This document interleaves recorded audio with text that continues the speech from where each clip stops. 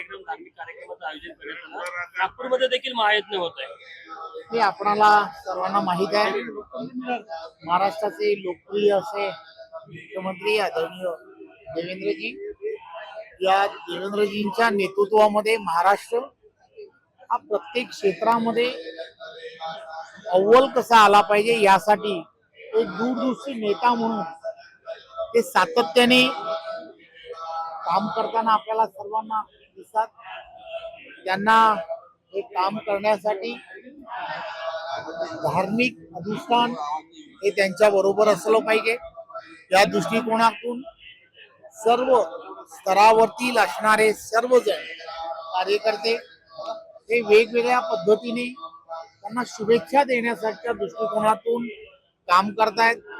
आज इथे यज्ञाचं आयोजन करण्यात आलेलं आहे आणि त्याच पद्धतीने सेवा यज्ञ संकल्प या माध्यमातून सुद्धा महाराष्ट्रातील असणाऱ्या प्रत्येक मंडलांमध्ये तिथल्या असणाऱ्या कार्यकर्त्यांच्या माध्यमातून आपल्याला सर्वांना माहित आहे की पावसाळा असल्यामुळे साथीच्या रोगांचा मोठ्या प्रमाणामध्ये प्रादुर्भाव होत असतो. रक्तपेढ्यांमध्ये रक्तांचा तुटवडा असतो आणि त्यामुळे त्याही माध्यमातून रक्तदाते मोठ्या प्रमाणामध्ये रक्तदान करून देवेंद्रजींना शुभेच्छा देणार आहेत. पर्यावरण समतोल राखला गेला पाहिजे या दृष्टिकोनातून सुद्धा बऱ्याच ठिकाणी वृक्षारोपणाचे कार्यक्रम हे सुद्धा करण्यात आले आहेत आणि संपूर्ण महाराष्ट्रामध्ये वेगवेगळ्या ठिकाणी आरोग्य शिबिर यांचं सुद्धा की जेणेकरून त्या आरोग्य शिबिराच्या माध्यमातून अनेकांची सेवा ही करता येऊ शकतील.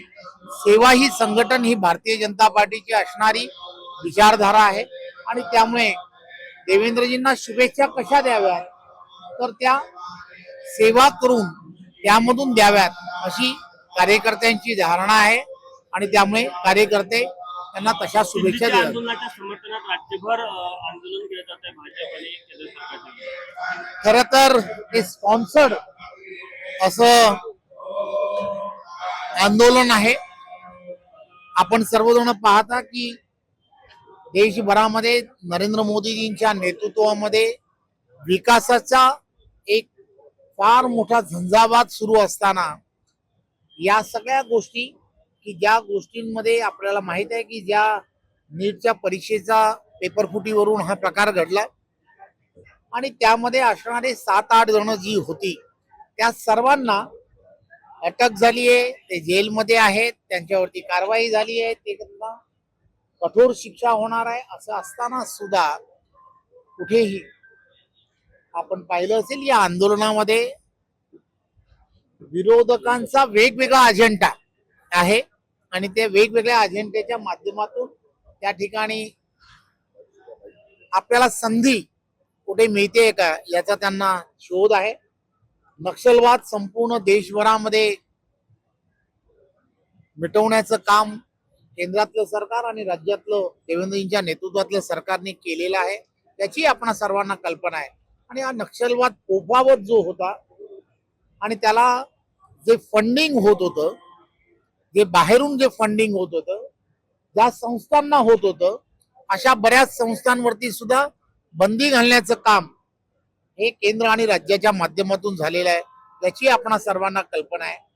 मी तुम्हाला खात्रीने सांगतो काही दिवसात हे आंदोलन जे आहे हे स्पॉन्सर्ड बाय कोणाचं होतं, बाहेरच्या ज्या शक्ती आहेत विविध देशांमध्ये की ज्या यामध्ये काम करतायत, फंडिंग करतायत, ते लवकरच लोकांच्या समोर येईल.